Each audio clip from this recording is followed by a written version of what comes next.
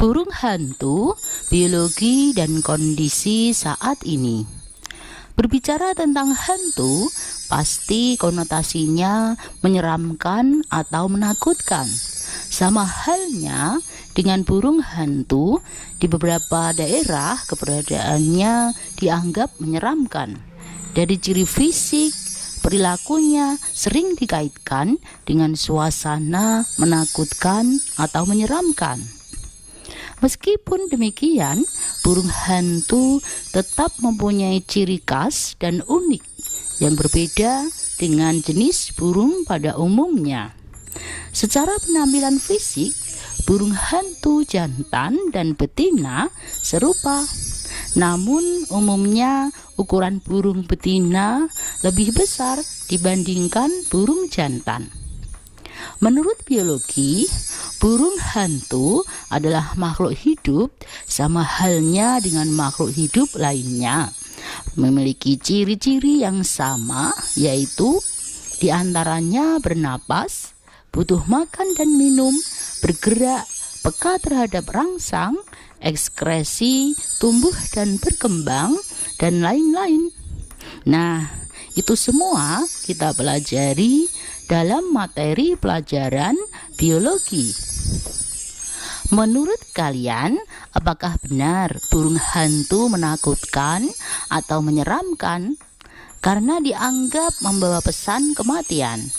Apakah benar kondisi saat ini, yaitu masa pandemi COVID-19, identik dengan situasi yang menakutkan atau menyeramkan? Namun banyak orang yang menganggap burung hantu tidak menakutkan atau menyeramkan. Lalu manfaatnya apa bagi kehidupan manusia? Burung hantu juga sangat menarik untuk dipelajari dengan ciri khas dan keunikan yang dimilikinya. Dari sekian hewan malam atau nokturnal, burung hantu memiliki penglihatan yang paling baik. Burung hantu mempunyai pupil mata besar dan kornea yang mampu mengumpulkan cahaya dengan efektif. Dengan mata besar dan menghadap ke depan yang memiliki penglihatan binokular yang hebat, sehingga mereka dapat melihat baik dalam kegelapan malam. Salah satu contoh spesies burung hantu adalah Tito alba. Di Jawa disebut dengan burung serak Jawa. Burung hantu merupakan predator atau pemangsa, disebut pula dengan karnivora atau pemakan hewan. Ketika berburu mangsa, burung ini tidak mengandalkan kecepatan memakan mangsa. Burung ini justru lebih menggunakan indera pendengarannya yang sangat tajam. Pendengaran terarah dan sensitif membantunya menemukan mangsa yang tersembunyi, seperti tikus. Habitat atau sarang burung hantu menempati gua, celah batu, rumah tua, atau sarang tempat lain yang tidak sering digunakan oleh pemiliknya.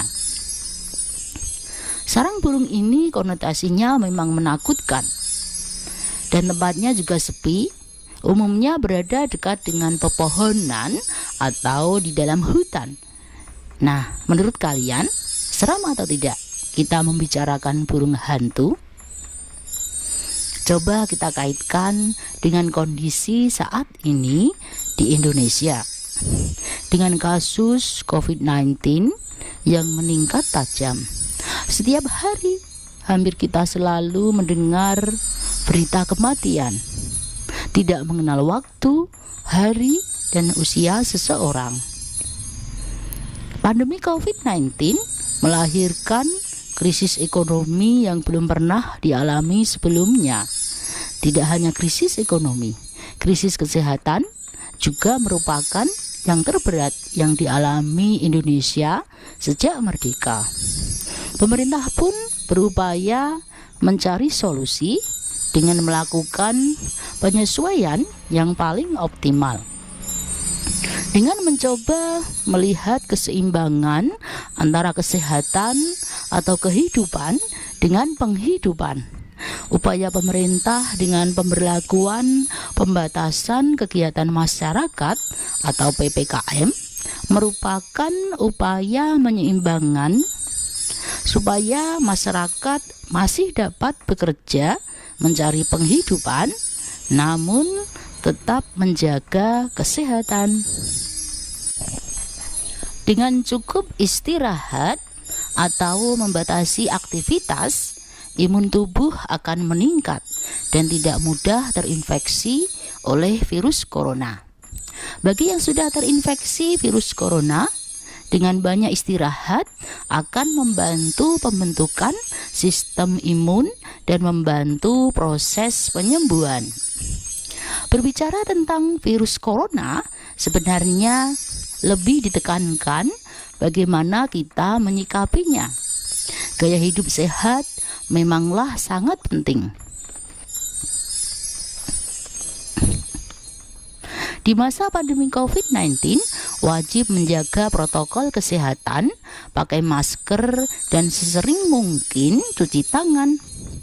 Tentang virus, sebenarnya merupakan suatu partikel yang tersusun atas protein dan DNA atau RNA saja. Virus hanya dapat hidup pada tubuh makhluk hidup seperti manusia, hewan, dan tumbuhan. Jika virus berada di luar tubuh makhluk hidup, merupakan benda mati yang dapat dikristalkan. Di masa pandemi COVID-19 ini, tidak menutup kemungkinan setiap individu akan bersentuhan dengan virus corona. Pertanyaannya, sudahkah kita menjaga sistem imun tubuh? Ketika daya tahan tubuh baru turun, virus corona bisa menghampiri siapa saja. Orang tersebut dapat terpapar oleh corona. Namun, jika tubuh sehat, sistem imun tubuh baik, maka tidak akan ada masalah dengan tubuh, karena virus hanya dapat dikalahkan oleh imunitas tubuh seseorang. Nah, bagaimana jika orang dekat, seperti keluarga misalnya, terpapar corona? Apakah kalian takut kemudian meninggalkannya? Penderita penyakit corona, mereka butuh diperhatikan bagaimana minumnya, bagaimana makannya, dan bagaimana istirahatnya. Penderita butuh lebih banyak minum untuk menurunkan panas tubuhnya. Ingat, tubuh manusia sebagian besar terdiri atas air. Mereka butuh makan cukup agar memiliki tenaga, dan butuh banyak istirahat untuk membantu proses penyembuhannya. Tidak lupa juga mendapatkan vitamin D secara alami dari sinar matahari pagi. Sinar matahari akan mengubah provitamin D di bawah kulit menjadi vitamin D yang sangat bermanfaat bagi tulang. Sistem imun tubuh dihasilkan oleh sel darah putih, sementara sel darah putih dibentuk di dalam sumsum tulang. Nah, dengan tidak mengesampingkan protokol kesehatan, setiap orang sehat mudah membantu penderita yang terpapar corona agar segera sembuh dan dapat beraktivitas seperti semula. Upaya penyembuhan dari infeksi virus corona dapat dilakukan secara mandiri tanpa harus merepotkan banyak orang atau warga sekitar. Dengan demikian dapat membantu upaya pemerintah menekan peningkatan kasus COVID-19 dimulai dari individu. Nah, menurut kalian, masihkah menakutkan COVID-19? Berangkat dari kata menakutkan identik dengan hantu. Teman-teman, burung hantu sangat bermanfaat loh. untuk mengendalikan hama tikus di perkebunan sawit atau pertanian. Banyak perusahaan sawit memanfaatkan burung hantu untuk membasmi tikus. Pemanfaatan burung hantu dapat menurunkan serangan tikus pada tanaman kelapa sawit hingga di bawah 5%. Dan dari segi biaya, pengendalian serangan tikus dengan burung hantu lebih rendah 50% dibandingkan penanggulangan tikus secara kimiawi. Wow, sangat efektif dan efisien bukan? Sekian dan terima kasih.